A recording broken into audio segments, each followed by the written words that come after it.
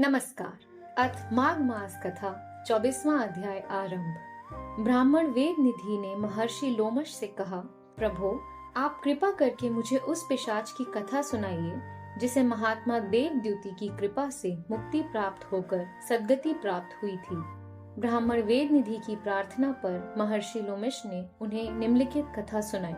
प्राचीन काल में द्रविड़ देश में चित्ररथ नाम का राजा राज्य करता था। वह संपूर्ण शास्त्रों का ज्ञाता, विद्वान तथा शूरवीर था, परंतु साथ ही अति विषयी एवं कामाचारी भी था। वह सदैव ही स्त्रियों में आसक्त रहकर वासना में लिप्त रहा करता था। यद्यपि उसे संपूर्ण शास्त्रों का ज्ञान था, तथापि उसके हृदय में धर्म और ईश्वर के प्रति कोई आस्था नहीं थी। वह नास्तिकों के समान प्रश्न करता था कि भगवान कौन है, कहाँ रहता है, किसने उन्हें देखा है। इस प्रकार के निरर्थक प्रश्न करते हुए वह सदैव ही पापाचार में लिप्त रहा करता था।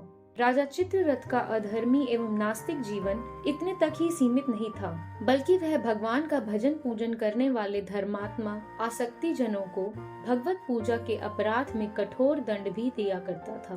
पाप युक्त और दुराचारी जीवन व्यतीत करते हुए आयु पूरी होने के पश्चात एक दिन राजा की मृत्यु हो गई।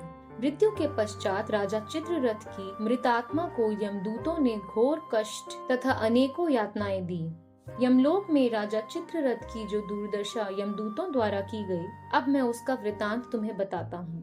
चित्ररथ को उसके कर्म भोग अनुसार सभी भयानक यातनादायी नरकों में क्रमानुसार पहुँचाया गया। राजा को सर्वप्रथम तामसीय नामक नरक में डाला गया, फिर उसे अंत तामसीय नरक में डाला गया। इसके बाद उसे उग्र रौरव नरक तथा महानरक में डाला गया।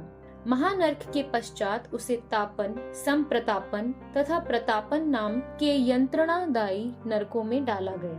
प्रतापन नामक नरक की उग्र यातना से राजा का तन और मन अत्यंत व्याकुल हो गया। संताप, काकोल, कुडवल, पुति मृतक इत्यादि भयानक नरकों में भी डाला गया। इसके बाद उसे लौह शंकु, मृगी यंत्र, शालमली इत्यादि महादुर्गम तथा दुखदायी मार्गों में प्रविष्ट होना पड़ा। राजा के नारकीय जीवन का यह अंत नहीं था। उसे पुनः प्रसिमय वन, लौह तारक इत्यादि महादुखदायी नरकों में डाला गया। देवाधिदेव भगवान विष्णु से द्रोह रखने के कारण राजा चित्ररथ को 21 युग पर्यंत जो महाभयानक घोर नरक यातनाएं भोगनी पड़ी, उनका वाणी द्वारा वर्णन संभव नहीं है। 21 युगों तक यमलोक में नरकों की भीषण यंत्रणाएं भोगने के पश्चात राजा चित्ररथ को गिरिराज पर भयंकर पिशाच के रूप में जन्म मिला। पिशाच योनि में राजा का जीवन भयानक दुखों और कष्टों में घिरा हुआ था। वह सदैव ही भूख और प्यास से व्याकुल होकर भटकता रहता था। उसे सर्दी गर्मी की भी असह्य यातनाएं भोगनी पड़ती थीं। इस प्रकार पिशाच योनि का दुख भोगते हुए भूख प्यास तथा कष्टों से व्याकुल पिशाच देहधारी राजा चित्ररथ ने प्रश्रवण वन में प्रवेश किया। वहाँ एक बहेड़े के वृक्ष की छाया में बैठकर अपने दीर्घकालीन यंत्रणादायी जीवन पर विचार करते हुए रोने, चीखने और चिल्लाने लगा। हाय, मैं मरा। इस प्रकार दुख से व्याकुल होकर चीखते हुए पिशाच देहधारी राजा चित्ररथ बहुत देर तक रोता रहा। पिशाच देहधारी राजा चित्ररथ युगों से कष्ट पा रहा था। अब वह हर समय सोचता रहता था कि क्या कभी मेरे दुखों का अंत होगा? यदि इनका अंत होगा तो कब होगा तथा कैसे होगा? पापों, दुखों तथा असहनीय कष्टों में डूबे हुए पातकी की रक्षा कौन करेगा? कौन इस दुखदायी और हृदय विदारक जीवन से छुटकारा प्राप्त कराएगा? पिशाच रूप में राजा चित्ररथ दिन रात यही सोचता और रोता रहता था।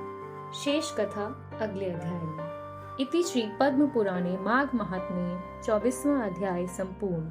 भगवान विष्णु की जय। धन्यवाद।